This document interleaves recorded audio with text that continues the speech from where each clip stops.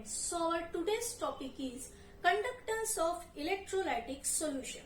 Already हम लोगों ने टू टाइप्स के कंडक्टर्स देखे हैं, जैसे electronic conductors and electrolytic conductors. Electronic conductors का सिंपल एग्जांपल है, एक मेटेलिक वायर लेते हैं. तो मेटेलिक वायर में इलेक्ट्रॉन्स खुद ही फ्लो करते हैं, due to that electric current जो है वो प्रोड्यूस होता है, तो उसे बोलेंगे इलेक्ट्रॉनिक कंडक्टर्स. लेकिन इलेक्ट्रोलाइटिक कंडक्टर्स में क्या होता है कि एक कंटेनर रहेगा, कंटेनर में एक सॉल्यूशन जो है वो फिल किया जाता है, वो सॉल्यूशन को हम इलेक्ट्रोलाइट बोलेंगे. उसमें दो इलेक्ट्रोड जो है वो डीप किए जाते हैं, एक एनोड रहेगा एक कैथोड रहेगा, और यहाँ एक एनर्जी का या इलेक्ट्रिसिटी का सोर्स रहेगा, एक सेल यहाँ प्लेस की जाएगी, जिसकी वजह से क्या होता है कि जो भी एक्वेस सॉल्यूशन हम लोग लेते हैं एज ए इलेक्ट्रोलाइट, उसके आयंस डिसोसिएट होते हैं और अपने साथ इलेक्ट्रॉन को भी कैरी करते हैं.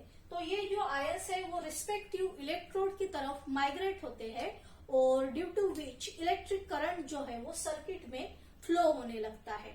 तो हम लोग जो स्टडी करेंगे वो टॉपिक है conductance. Actually the conductance is opposite of resistance.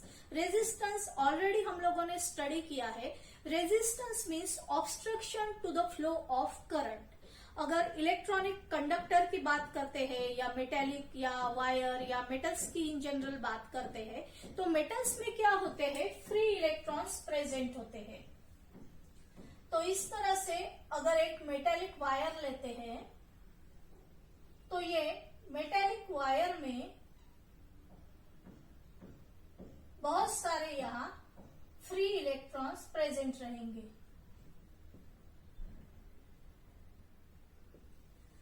साथ में ही यहाँ जो है इलेक्ट्रॉन्स कहाँ से निकल रहे हैं, जो एटम्स यहाँ प्रेजेंट है वहां से इलेक्ट्रॉन निकल रहे हैं. मतलब यहाँ क्या रहेगा, आयंस रहेंगे. तो ये जो पॉजिटिवली चार्ज आयंस है वो क्या कर रहे हैं, एज अ ऑब्स्ट्रक्शन काम कर रहे हैं. इलेक्ट्रॉन को इजीली मूव नहीं होने दे रहे हैं या इजीली फ्लो नहीं होने दे रहे हैं. तो एक टाइप का वो रेजिस्टेंस जो है वो प्रोड्यूस करते हैं. अभी अगर ये इलेक्ट्रोलाइटिक कंडक्टर्स अगर लेते हैं, तो ये भी सॉल्यूशन में रेजिस्टेंस जो है वो प्रेजेंट रहता है. तो ये जो रेजिस्टेंस है वो बहुत सारे फैक्टर्स के ऊपर डिपेंड रहता है.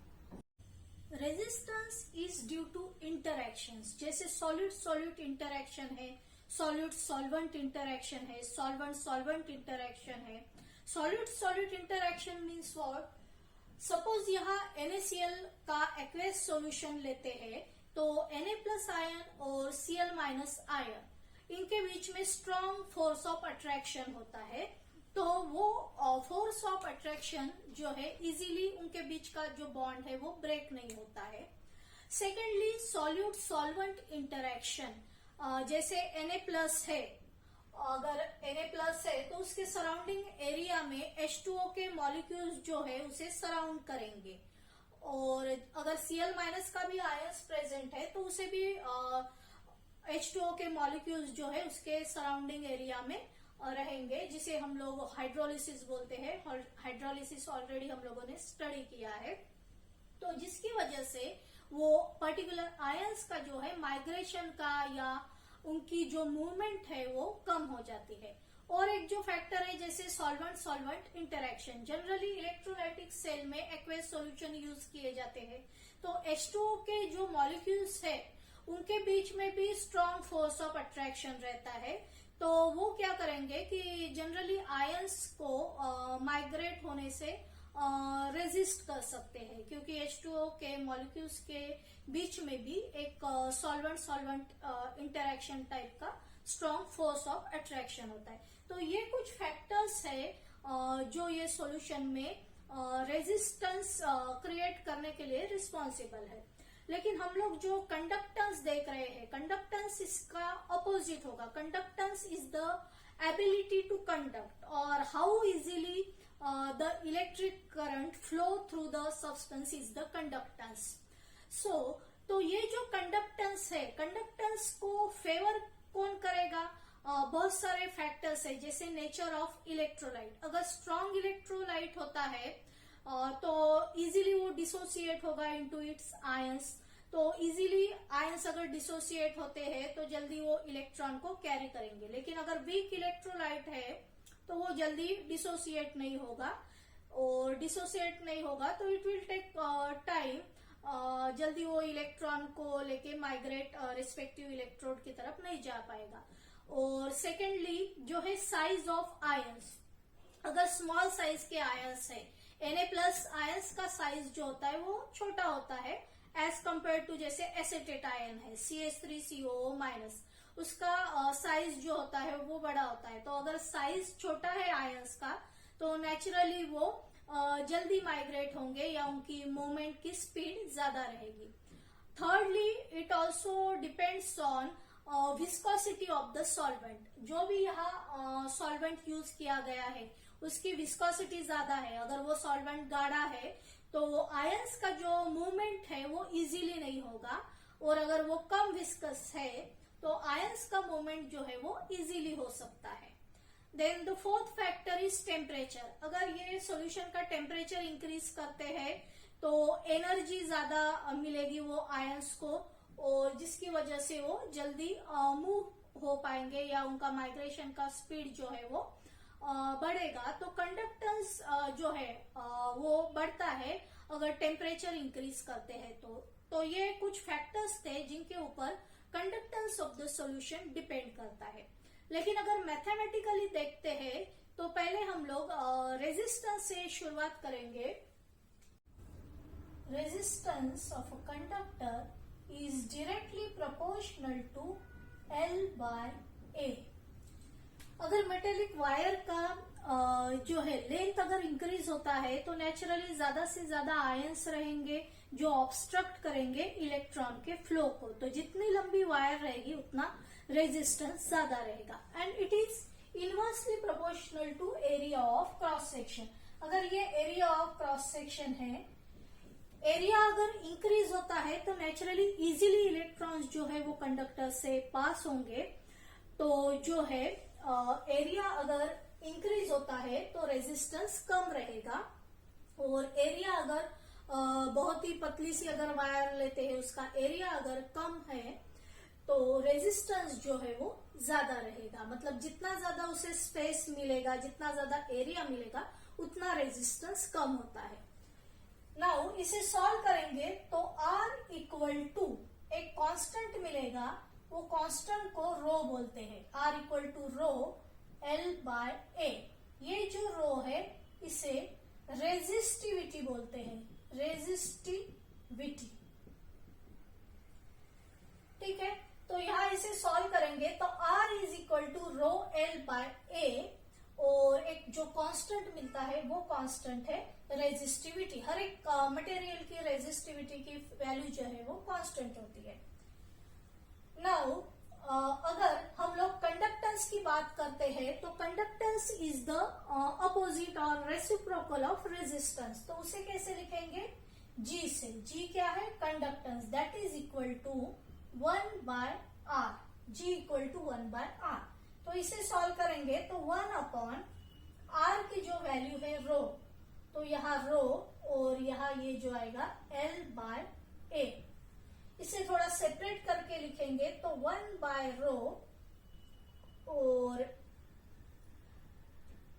यहाँ जो है 1/L/A लिखेंगे। ठीक है, नाउ ये जो 1/रो है,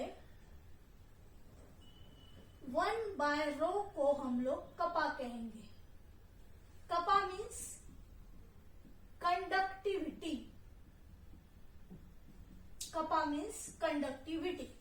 ठीक है, जैसे 1/रो, रो को जैसे रेजिस्टिविटी बोलते हैं वैसे 1/रो को कंडक्टिविटी बोलते हैं।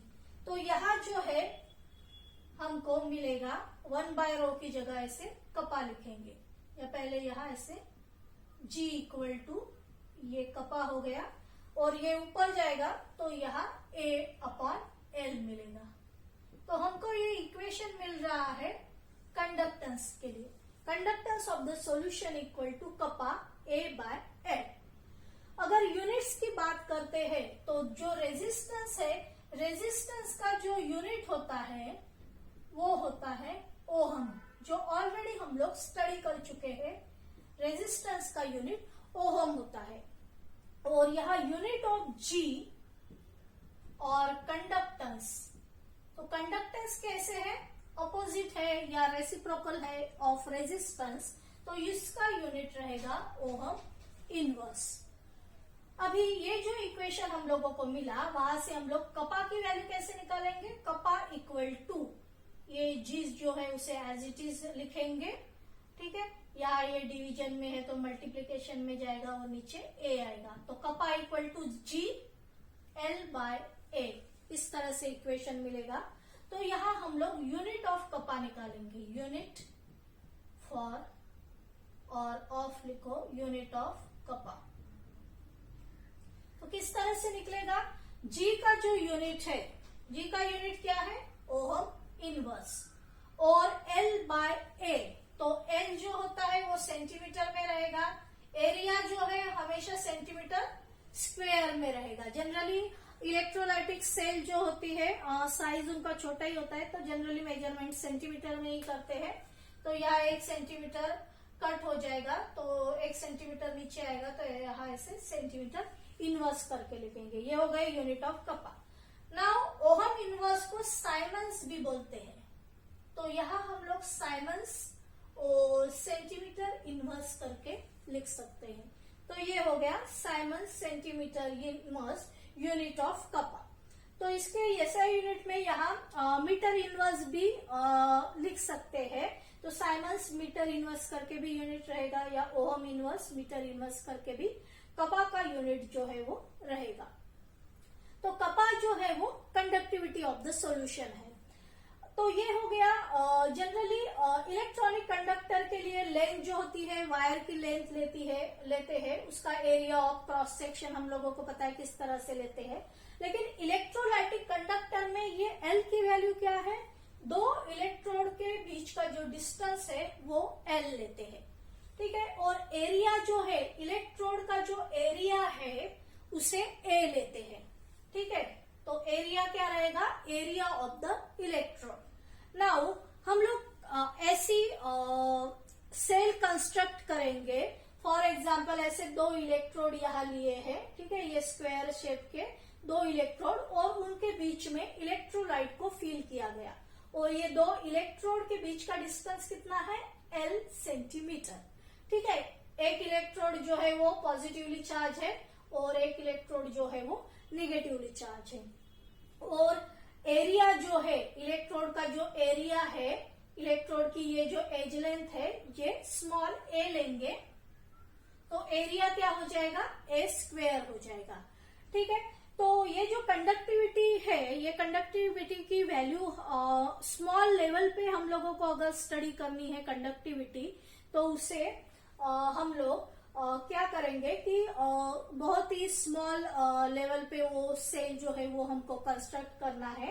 तो जो इलेक्ट्रोड है, ठीक है, जो इलेक्ट्रोड है उसकी एज लेंथ ए ली है, और ये जो डिस्टेंस बिटवीन 2 इलेक्ट्रोड वो एल लिया है। लेकिन अभी क्या करेंगे हम लोग, ये जो एल है डिस्टेंस बिटवीन द 2 इलेक्ट्रोड, उसे 1 सेंटीमीटर ही लेंगे, ठीक है। बहुत ही स्मॉल कंडक्टिविटी की वैल्यू रहती है।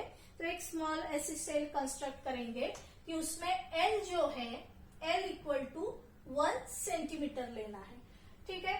मतलब एक स्मॉल क्यूब फॉर्म करना है, और एज लेंथ जो हम लोग ले रहे हैं, ठीक है, जिसे हम लोग एरिया निकालेंगे ए स्क्वायर करके।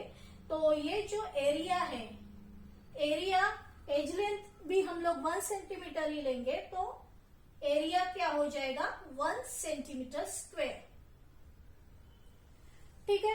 तो ये कंडक्टिविटी की वैल्यू देखने के लिए, स्मॉल लेवल पे कैलकुलेट करने के लिए हमने क्या किया कि जो सेल है यहाँ ऐसे 1 सेंटीमीटर करके मैं लिखती हूँ, 1 सेंटीमीटर, और एज लेंथ भी इसकी 1 सेंटीमीटर ही लेंगे, ठीक है। तो ये हो गया अपना एल अपॉन ए। लेकिन हम लोगों को पता है वॉल्यूम हम लोग कैसे निकालते हैं, एल इंटू ए क्या होता है वॉल्यूम। यहाँ लेंथ क्या है 1 सेंटीमीटर, एरिया क्या है 1 सेंटीमीटर स्क्वेयर, तो हम लोगों को वॉल्यूम क्या मिलेगा 1 सेंटीमीटर क्यूब। तो ये जो है पूरा इलेक्ट्रोलाइट हमने किसके अंदर फिल किया है, एक 1 सेंटीमीटर क्यूब जो है उसके अंदर वो इलेक्ट्रोलाइट को फिल किया है। तो ये जो 1 सेंटीमीटर क्यूब है, 1 सेंटीमीटर क्यूब इक्वल टू, इसे 1 सीसी भी बोलते हैं, ठीक है, 1 क्यूबिक यूनिट सेल, इसके अंदर ये सॉल्यूशन को फिल किया गया है। और 1 centimetre cube equal to 1 ml भी होता है, ठीक है, 1 ml यानी कितना होता है 1 सेंटीमीटर क्यूब। तो हम लोग क्या करेंगे, जो हमारा इक्वेशन है kappa is equal to G L by A, यहां हम लोग लेंथ की वैल्यू 1 रखेंगे, एरिया की वैल्यू भी 1 सेंटीमीटर स्क्वायर रखेंगे, तो हम लोगों को यहां से क्या मिलेगा K इक्वल टू जी मिलेगा, ठीक है। यहां से हम लोगों को K इक्वल टू जी मिल रहा है क्योंकि सेल ही हमने उस तरह से कंस्ट्रक्ट की है। तो ये हमको कंडक्टिविटी की वैल्यू मिल रही है कब, when the electrolyte is 1 ml। तो हम लोग स्पेसिफिक कंडक्टेंस या कंडक्टिविटी को किस तरह से डिफाइन करेंगे। So the conductance of 1 ml electrolytic solution is called conductivity or specific conductance, or conductivity can also be defined as the conductance of unit cube of material। मतलब ये cube के अंदर जो भी हमारा इलेक्ट्रोलाइट है उसमें कितने इलेक्ट्रॉन्स आ रहे हैं उसके ऊपर वो सॉल्यूशन की कंडक्टिविटी जो है वो डिपेंड रहेगी। सो फिर से देखो, conductivity is defined as the conductance of 1 ml of electrolytic solution. I hope you are clear with this, the topic conduction of electrolytic solution. So thanks for watching this video.